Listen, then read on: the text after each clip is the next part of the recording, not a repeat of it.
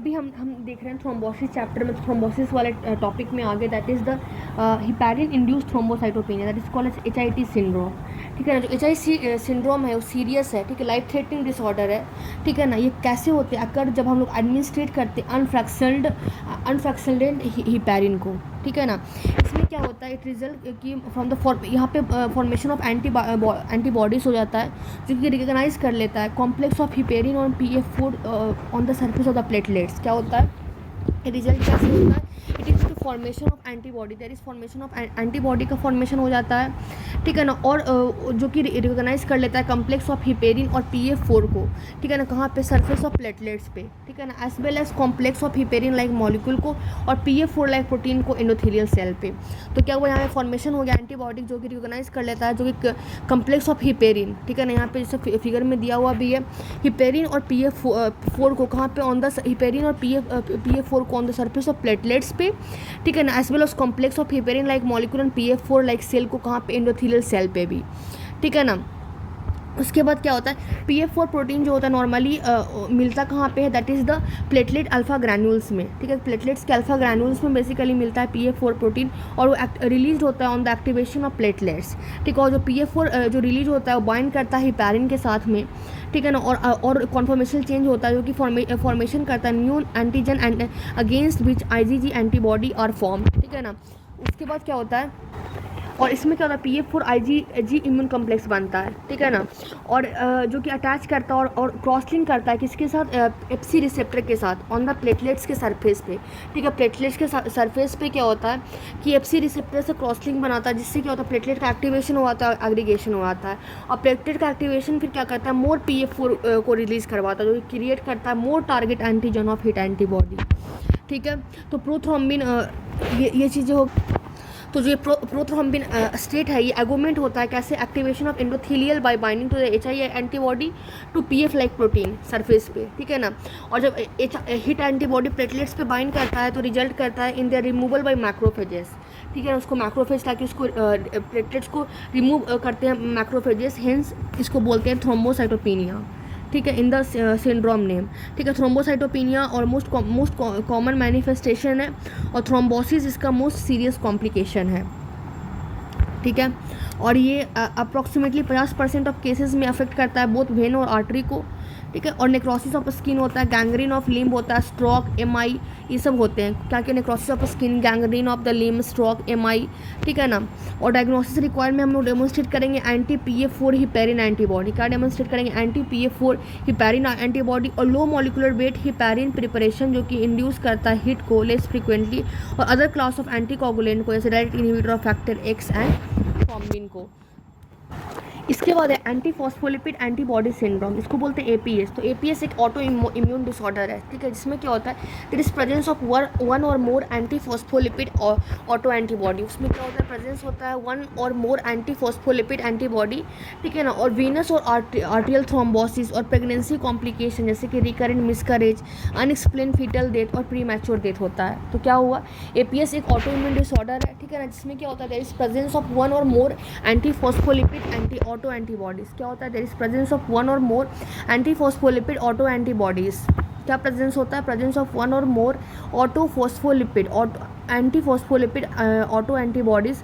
और इसमें क्या होता है, वीनस और आर्टीरियल थ्रोम्बोसिस होता है, और प्रेगनेंसी कॉम्प्लिकेशन होता है, जैसे कि recurrent miscarriage, unexplain foetal death और प्रीमैच्योर डेथ हो जाता है। ठीक है ना, एंटीफॉस्फोलिपिड एंटीबॉडी जो एंटीबॉडी सिंड्रोम है, प्राइमरी भी हो सकते हैं, सेकेंडरी भी हो सकते हैं। ठीक है, इंडिविजुअल जिनके well defined auto immune disease, जैसे कि सिस्टमिक ल्यूपस एरिथ्रेमेटस। ठीक है ना, उनको having the secondary antiphospholipid antibody syndrome, मतलब ये होता ही है। ठीक है ना, इसलिए हम लोग उसको पहले ल्यूपस एंटीकोगुलेंट सिंड्रोम भी बोलते हैं। इसमें क्या होते हैं कि प्रेजेंस ऑफ वन और मोर एंटीफॉस्फोलिपिड ऑटो एंटीबॉडीज़ बन जाते हैं। ठीक है ना, और वीनस और आर्टियर थ्रोम्बोसिस हो जाते हैं। ठीक है ना, और pregnancy complication, recurrent miscarriage, unexplain foetal death, premature birth हो जाते हैं। और ये प्राइमरी भी हो सकते हैं, सेकेंडरी भी हो सकते हैं, but well defined autoimmune disorder, जैसे सिस्टमिक ल्यूपस एरिथ्रेमेटस में। ठीक है ना, सेकेंडरी एंटीफॉस्फोलिपिड सिंड्रोम होने के चांसेस बहुत ज़्यादा रहते हैं। ठीक है, प्राइमरी एंटीफॉस्फोलिपिड सिंड्रोम में पेशेंट एग्जिबिट करते हैं only manifestation of hypercoagulable state और लैक करते हैं evidence of other well defined autoimmune disorder, ठीक है ना। प्राइमरी एंटीफॉस्फोलिपिड अगर किसी को सिंड्रोम है तो उसमें सिर्फ हाइपर कोगुलेबल स्टेट मैनिफेस्टेशन करते हैं और कोई भी नहीं होता है, ठीक है। 50% ऑफ द पेशेंट जो होते हैं एपीएस का प्राइमरी फॉर्म होते हैं और रेस्ट वाला में ऑटो इम्यून डिसऑर्डर के साथ लिंक्ड रहते हैं, ठीक है। क्लिनिकल मैनिफेस्टेशन ऑफ एपीएस जो है वैरिड होते हैं, जिसमें क्या होता है रिकरेंट थ्रोम्बोसिस होते हैं, रिकरेंट मिसकैरेज होते हैं और cardiac valve vegetation, cardiac valve का वहाँ पे वेजिटेशन और थ्रोम्बोसाइटोपेनिया हो जाते हैं, ठीक है। और डिपेंड करता है on the vascular bed involvement. Clinical manifestation include करता है क्या क्या, मतलब वेस्कुलर कौन कौन से वेस्कुलर बेड इन्वॉल्व है। क्लिनिकल प्रेजेंटेशन जो होता है इंक्लूड करता है पल्मोनरी एम्बोलिज्म, ठीक है ना, फॉलोइंग लोअर एक्सट्रीमिटीज जैसे कि वीनस थ्रोम्बोसिस, पल्मोनरी हाइपरटेंशन जो कि होता है from recurrent subclinical pulmonary emboli, valvular heart disease, stroke, bowel infarction, renovascular hypertension.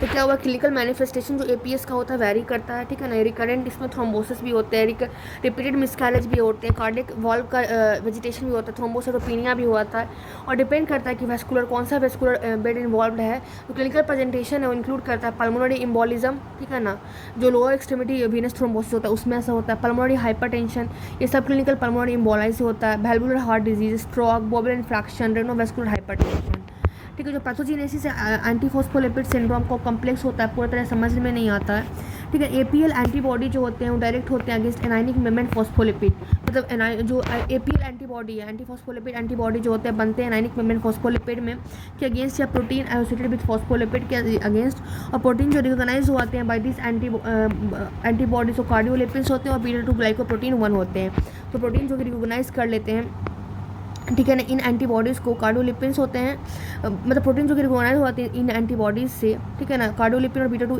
Glycoprotein 1 होते हैं। ग्लाइकोप्रोटीन जो होते हैं प्लाज्मा में मिलते हैं और स्ट्रॉन्ग एबिलिटी फॉर फॉस्फोरिटी, मतलब कि ठीक है ना, मिलते हैं और एक्सप्रेस होते हैं सरफेस ऑफ एंडोथेलियल सेल पे, मोनोसाइट पे, प्लेटलेट पे, थ्रोम्बिन पे, थ्रोम्बोप्लास्ट पे। और एंटी बीटा 2 ग्लाइकोप्रोटीन एंटीबॉडी हैं वो सस्पेक्ट होते हैं मेजर रोल इन एपीएस की एक्टिवेट करके एंडोथेलियल सेल को, मोनोसाइट को और प्लेटलेट्स को, ठीक है। और क्लिनिकल फीचर में फीटल लॉस भी हमने देखा इसमें होता है, नॉट अपीयर मतलब थ्रोम्बोसिस के कारण नहीं होता है but antibody mediated interference with the growth and differentiation of trophoblast के कारण, जिससे क्या होता है प्लासेंटेशन का फेलियर हो जाता है, that lead to failure of the placentation, ठीक है ना। उसके बाद हम लोग जो डायग्नोसिस करते हैं एपीएस का बेस्ड होता है क्लिनिकल फीचर पे और हम लोग डेमोन्स्ट्रेशन करते हैं एपीएल एंटीबॉडीज़ का कहाँ पे, इन द सीरम, ओके। अब इसके बाद हम देखेंगे that is the faith of thrombus, ठीक है। तो अगर पेशेंट सर्वाइव कर जाता है इनिशियल थ्रोम्बोसिस में, ठीक है ना, तो हम इन दिस डेज वीक्स में थ्रोम्बाई में हम लोग कुछ कॉम्बिनेशन देखते हैं फॉलोइंग इफेक्ट में। एक होता है propagation, then immobilisation, then dissolution, ठीक है ना। तो अगर हम लोग प्रोपगेशन की बात करें तो थ्रोम्बाई जो होता है एक्यूमुलेट कर लेता है और प्लेटलेट्स को और फेब्रिन्स को, ठीक है। थ्रोम्बाई एक्यूमुलेट कर लेता है और प्लेटलेट्स को, फेब्रिन को, ठीक है। इमोबिलाइजेशन, थ्रोम्बिन जो होता है डिस्लोज करता है और ट्रैवल करता है other side in the vasculature. फिर डिसोल्यूशन मतलब क्या है, दैट इज रिजल्ट ऑफ फाइब्रिनोलाइसिस, जिससे क्या होता है लीड टू रैपिड श्रिंकेज और total disappearance of recent thrombi. तो प्रोपोगेट हुआ उसमें क्या हुआ, एडिशनल प्लेटलेट्स को, फेब्रिन को उसने ले लिया। इमोबिलाइजेशन में थ्रोम्बिन जो होता है डिस्लोज कर जाता है और ट्रैवल करता है अदर साइड ऑफ वैस्कुलेचर में। डिसोल्यूशन मतलब रिजल्ट ऑफ फाइब्रिनोलाइसिस, जिससे क्या होता है रैपिड श्रिंकेज और टोटल डिसअपियरेंस हो जाता है, ठीक है ना, रिसेंट थ्रोम्बाई का। और इन कॉन्ट्रास्ट जो एक्सटेंसिव फाइब्रिन होता है डिपॉजिट करता है cross linking in older thrombi and render them more resistance to lysis, और ये क्या करता है जाकर के और जाकर चिपक जाता है ओल्डर थ्रोम्बाई में, ठीक है, और लाइसिस से और रेजिस्टेंस हो जाता है। इसीलिए दिस एक्सप्लेन के बाद थेरेप्यूटिक एडमिनिस्ट्रेशन ऑफ फाइब्रोलाइटिक एंजाइम जैसे टी प्लाज्मिनोजेन पीए, ठीक है ना, ये in the setting of acute coronary thrombosis generally effective होता है ओनली जो हम लोग फर्स्ट फ्यू आवर हम लोग थ्रोम्बाइटिक एजेंट्स के इवेंट के देते हैं, ठीक है। And fourth is the organization and recanalization. जो ओल्डर थ्रोम्बाई हो जाते हैं that become organized by the ingrowth of the endothelial cell. जो ओल्डर थ्रोम्बाई हो जाते हैं ऑर्गेनाइज हो जाते हैं कैसे, जब इन जहाँ पे वहाँ पे इनग्रोथ होने लगता है एंडोथेलियल सेल का, स्मूथ मसल सेल का, फाइब्रोब्लास्ट का, ठीक है। तो ओल्डर जो थ्रोम्बाई हो जाते हैं ऑर्गेनाइज होने लगते हैं कैसे, by the ingrowth of endothelial cell, smooth muscle cell, fibroblast, ठीक है। किससे किससे, एंडोथेलियल सेल से, स्मूथ मसल सेल से, फाइब्रोब्लास्ट से। और कैपिलरी के जो चैनल्स हैं, ठीक है ना, इवेंचुअली री इस्टेब्लिश कर लेते हैं continuity of the original lumen, ठीक है ना। और जो कैपिलरी के जो चैनल्स होते हैं वो इसमें री इस्टेब्लिश कर लेते हैं, ठीक है। और कंटिन्यूअस रिकग्नाइजेशन में कन्वर्ट कर देता है थ्रोम्बस को smaller mass of country tissue जो कि इनकॉर्पोरेट हो आते हैं वेसल्स वॉल में, ठीक है ना। इससे क्या होता है remodelling and contraction of the mesenchymal, मतलब वहाँ पे फाइब्रस लम्ब बन जाता है, ठीक है। और कभी कभी क्या होता है जो सेंटर होता है थ्रोम्बाई का वो अंडरगो करता है एंजाइमेटिक डाइजेशन होता है, ठीक है ना। और एंजाइमेटिक का डाइजेशन से क्या होता है वहाँ पर रिलीज होता है लाइसोसोमल एंजाइम जो कि जो भी ट्रैप्ड ग्लूकोसाइड थे प्लेटलेट्स थे, ठीक है, सब डिजॉल्व हो जाते हैं, ठीक है ना। और वहाँ पे बैक्टीरिया हो जाता है, वो थ्रोम्बा जब इन्फेक्ट हो जाते हैं तो प्रोड्यूस करते हैं इन्फ्लामेटरी मास जो कि इरोड करते हैं और वीकन कर देते हैं वेसल वॉल को। अगर अनचेक किया जाए तो ये माइकोटिक एनोरिज्म भी हो जाता है। तो क्या हो गया ओरिजिनली जो सेंटर होता है थ्रोम्बाई का वो अंडर उसमें क्या होता है एंजाइमेटिक डाइजेशन होता है, ठीक है ना। और एंजाइमेटिक डाइजेशन के बाद क्या होता है वहाँ पे लाइसोसोमल चीज़ें रिलीज़ होता है, ठीक है ना। जो लाइसोसोमल एंजाइम जो होता है उसको ग्लूकोसाइड और प्लेटलेट्स को रिलीज़ करता है। और अगर बैक्टीरिया हुआ तो वो जो थ्रोम्बाई होता है इन्फेक्ट हो जाता है और प्रोड्यूस करता है इन्फ्लामेटरी मासेस को जो कि इरोड करता है वेसल को, ठीक है ना। अब हम क्लिनिकल फीचर्स देखते हैं। तो हम लोग क्लिनिकल फीचर की देखते हैं थ्रोम्बाई का। थ्रोम्बाई जो होता है क्लिनिकल अटेंशन देता है क्योंकि ऑब्स्ट्रक्ट करता है आर्टरी को, वेन को, और ये गिव राइज क्या करता है एम्बोलाई को, ठीक है ना। तो ये ऑब्स्ट्रक्ट कर देता है आर्टरीज को, वेन को, और गिव राइज टू एम्बोलाई, ठीक है ना। और जिससे वीनस थ्रोम्बाई अगर होता है तो वो कॉज क्या करता है पेनफुल कंजेशन और oedema distal to the obstruction, जहाँ पे ऑब्स्ट्रक्शन हुआ है उसके डिस्टली, ठीक है, ठीक है ना। और यहाँ पे टेंडेंसी होता है टू इमोलाइज टू द लंग्स, मतलब इसका मतलब ये मतलब कि ठीक है वीनस थ्रोम्बाई जहाँ पे हुआ वहाँ पे पेनफुल कंजेशन करेगा, एडिमा करेगा, डिस्टल टू द ऑब्स्ट्रक्शन, और मेनली कहाँ पे इमोलाइज करेगा लंग्स में, ठीक है ना। अगर हम लोग आर्टेरियल थ्रोम्बाई की बात करें तो ये भी इम्बोलाइज कर जाता है डाउन और कॉज करता है डाउन स्ट्रीम इन्फ्रैक्शन को, मतलब नीचे की अपोजिट साइड में, ठीक है ना। और इसमें भी क्या होता है जैसे ऑक्लूजन हुआ था क्रिटिकल वेसल जैसे कोरोनरी सेरेब्रल आर्टरी, ठीक है।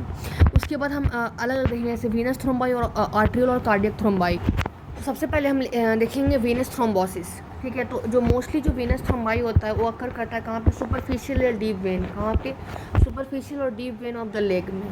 तो मोस्टली जो वीनस थ्रोम्बाई होता है वो कहाँ पे होता है that occur in the superficial और deep vein of the legs में, ठीक है ना। सुपरफिशियल जो वीनस थ्रोम्बाई होता है टिपिकली अकर होता है सिफेनस वेन में, ठीक है ना।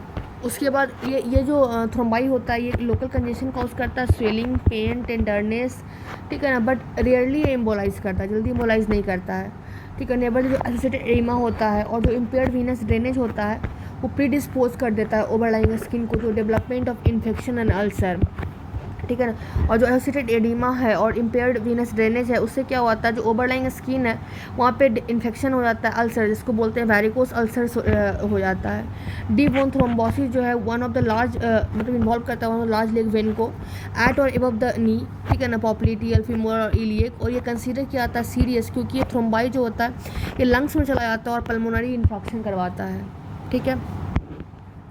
और जो डीप वेन थ्रोम्बोसिस होते हैं वो लोकल पेन करवाते हैं और एडिमा कॉज करवाते हैं क्योंकि due to the venous obstruction, ठीक है ना। तो जो डीवीटी है क्या करवाएंगे लोकल पेन करवाते हैं, एडिमा करवाते हैं वीनस ऑब्स्ट्रक्शन के कारण, ठीक है। तो अब ये है कि लोअर जो एक्सट्रीमिटी डीप वेन थ्रोम्बोसिस है क्यों होता है, that associated with the hypercoagulable state, किससे कि क्यों होता है हाइपर कोलेगुलेबल स्टेट से। और जो कॉमन प्री डिस्पोजिंग फैक्टर है वो इंक्लूड कर जैसे बेड रेस्ट, इमोबलाइजेशन, ठीक है ना, क्योंकि they have reduce the milking action of the leg action, ठीक है ना, जिससे क्या होता है स्टैसिस हो जाता है, ठीक है। कंजस्टिव हार्ट फेलियर क्योंकि उसमें इम्पेयर्ड वीनस रिटर्न हुआ था, trauma, surgery, burn, not only embolize a person but उसमें वैस्कुलर इंसल्ट्स भी होते हैं, प्रोकागुलेंट्स भी रिलीज होते हैं इंजर्ड टिश्यू से, ठीक है ना। और वहाँ पे increase heparin synthesis of coagulation factor होते हैं और डिक्रीज टीपीए सिक्रीशन, ठीक है ना। और बहुत सारे एलिमेंट्स कंट्रीब्यूट करते हैं thrombotic rapids of pregnancy including decrease venous return from the leg vein, systemic hypercoagulability, ठीक है ना, क्योंकि hormonal changes of late pregnancy से होता है एंड द पोस्टमार्टम पीरियड, ठीक है ना। Tumour associated inflammation, coagulation factors release from the tumour cell, सब क्या होता है थ्रोम्बोएम्बोलिज्म का मतलब रिस्क बढ़ा देते हैं, ठीक है। इसको हम लोग बोलते हैं ट्यूमर सेल से भी pro coagulant tissue factors release होते हैं जो कि कंट्रीब्यूट करते हैं इंक्रीज रिस्क ऑफ थ्रोम्बोएम्बोलिज्म किसमें डिसेमिनेटेड कैंसर में, जिसको हम बोलते हैं माइग्रेटिक थ्रोम्बोफाइब्रोसिस या फिर ट्रोसोलियस सिंड्रोम्स, इसके बाद आता है the arterial and cardiac thrombosis, ठीक है ना। एथेरोस्क्लेरोसिस ये one of the major cause है किसका, एट्रियल थ्रोम्बोसिस, क्योंकि ये एसोसिएटेड किससे रहते हैं, with the loss of endothelial integrity. इसमें क्या होता है, एंडोथेलियल इंटीग्रिटी लॉस हो जाता है, ठीक है ना, और अबनॉर्मल ब्लड फ्लो होने लगता है, ठीक है। मायोकार्डियल इंफ्रैक्शन भी होता है जो कि प्रीडिस्पोज करते हैं कार्डियक म्यूरल थ्रोम्बाई को, ये कॉज करते हैं डिसकाइनेटिक मायोकार्डियल कॉन्ट्रैक्शन और द एंडोथेलियल इंजरी। तो मायोकार्डियल इंफ्रैक्शन भी क्या होते हैं जो कि मतलब डिस्पोज करते हैं कार्डियक म्यूरल थ्रोम्बाई को और कॉज करते हैं डिसकाइनेटिक मायोकार्डियल कॉन्ट्रैक्शन और एंडोथेलियल इंजरी को। क्या कॉज करते हैं, डिसकाइनेटिक मायोकार्डियल कॉन्ट्रैक्शन को और एंडोकार्डियल इंजरी को। और रूमेटिक हार्ट डिजीज़ भी हैं, वो भी इंडेंजर कर देते हैं एट्रियल म्यूरल थ्रोम्बाई को। कैसे, by causing the atrial dilation करवा देते हैं, फिब्रिलेशन करवा देते हैं। बोथ कार्डियक और एरोटिक जो म्यूरल थ्रोम्बाई हैं वो प्रोन होते हैं मोबालाइजेशन के लिए। Both the cardiac and aortic mural thrombi जो होते हैं प्रोन होते हैं मोबालाइजेशन के लिए, ठीक है ना। और ऑल दो कोई भी tissue affected, brain, kidney, spleen particularly like target होते हैं क्योंकि उनमें बहुत रिच ब्लड सप्लाई होता है। उसके बाद एक आता है डिसेमिनेटेड इंट्रावैस्कुलर कोआगुलेशन, जिसको बोलते हैं डीआईसी। डीआईसी जो है एक बाइडस्प्लिट थ्रोम्बोसिस है जो कि होता है within the micro circulation, जो कि मे बी सडन होता है और इंस्पीडियस ऑनसेट इसकी होती है। ये कोई स्पेसिफिक डिजीज़ नहीं है, रैदर ए कॉम्प्लिकेशन। इसमें लार्ज नंबर ऑफ कंडीशन जो होते हैं एसोसिएटेड होते हैं सिस्टमिक एक्टिवेशन ऑफ थ्रोम्बिन से, ठीक है। डीआईसी क्या एक बाइडस्प्लिट थ्रोम्बोसिस है जिसमें क्या होता है within the microcirculation के अंदर होता है, जो कि क्यों होता है, that may be due to the sudden और इंसिडिपस ऑनसेट, मतलब बहुत फास्ट ऑनसेट के कारण। और ये स्पेसिफिक डिजीज़ नहीं है, not a specific disease but एक रैदर ए कॉम्प्लिकेशन है किसका, लार्ज नंबर ऑफ कंडीशंस का associated with systemic activation of thrombin का, जिसमें सिस्टमिक एक्टिवेशन हो जाता है, ठीक है। डिसऑर्डर जो कि रेंज करता है ऑब्स्ट्रक्टिव कॉम्प्लिकेशंस होते हैं, ठीक है ना। मैलिग्नेंसी कॉम्प्लिकेशन होता है, वो भी कॉम्प्लिकेट हो जाते हैं डीआईसी से, डिसेमिनेटेड इंट्रावैस्कुलर कोआगुलेशन से, जो कि लीड कर देते हैं फॉर्मेशन ऑफ थ्रोम्बाई, बहुत जगह formation of thrombi micro circulation में, ठीक है ना। ये जो माइक्रोवैस्कुलर थ्रोम्बाई है डिफ्यूज़ कर जाता है सर्कुलेटरी माइक्रोवैस्कुलर थ्रोम्बाई है कॉज क्या करता है, डिफ्यूज सर्कुलेटरी इनसफिशियंटी और ऑर्गन के डिसफंक्शन को, पर्टिकुलरली ब्रेन के, लंग्स को, हार्ट को और किडनी को। और कॉम्प्लिकेट करने के लिए टू कॉम्प्लिकेट मैटर जो रनवे थ्रोम्बोसिस है कि यूज़ ऑफ प्लेटलेट्स और कोगुलेशन फैक्टर और अदर जो ऑफ्टन एक्टिवेट कर देते हैं फाइब्रोनेटिक मैकेनिज्म को, ठीक है। तो जो सिम्टम जो इनिशियली रिलेटेड होता है थ्रोम्बोसिस से वो इवॉल्व कर लेता है किसमें, इनटू ब्लीडिंग कैथास्ट्रोप, हेमोरेजिक स्ट्रोक और हाइपोवोलेमिक शॉक। तो यहाँ पे क्या बोल रहा है कि डीआईसी जो है एक वाइडस्प्रेड थ्रोम्बोसिस है जो कि माइक्रो सर्कुलेशन के अंदर होता है, जो कि मे बी सडन जो कि तुरंत हो सकता है या फिर उसकी इंसिपिडस ऑनसेट हो सकता है, ठीक है ना। ये कोई स्पेसिफिक डिजीज़ नहीं है बट रैदर एक कॉम्प्लिकेशन है, इसमें large number of condition associate होते हैं, ठीक है ना, with systemic activation of thrombin, जिसमें थ्रोम्बिन का सिस्टमिक एक्टिवेशन हो जाता है और डिसऑर्डर रेंज करता है फ्रॉम द ऑब्स्ट्रक्टिव कॉम्प्लिकेशन और उसमें एडवांस मैलिग्नेंसी से भी, ठीक है ना। मतलब कि डीआईसी से ऑब्स्ट्रक्टिव कॉम्प्लिकेशन, मैलिग्नेंसी सबके सब कॉम्प्लिकेशन हो सकता है, जो कि जिससे क्या होता है और वाइडस्प्रेड फॉर्मेशन थ्रोम्बाई को हुआ था माइक्रो सर्कुलेशन में। और ये माइक्रो वैस्कुलर थ्रोम्बाई जो है क्या कॉज करता है, डिफ्यूज सर्कुलेटरी इनडिफिशियंसी और ऑर्गन डिसफंक्शन करवा लेता है, जैसे ब्रेन का, लंग्स का, हार्ट का, किडनी का, ठीक है ना। और कंपनसेट करने के लिए जो रनवे थ्रोम्बोसिस है जैसे use the platelet and coagulation factor after activate कर देता है किसको, फाइब्रोनाइटिक मैकेनिज्म को, ठीक है ना, ऑफ्टन एक्टिव फाइब्रोनाइटिक मैकेनिज्म को।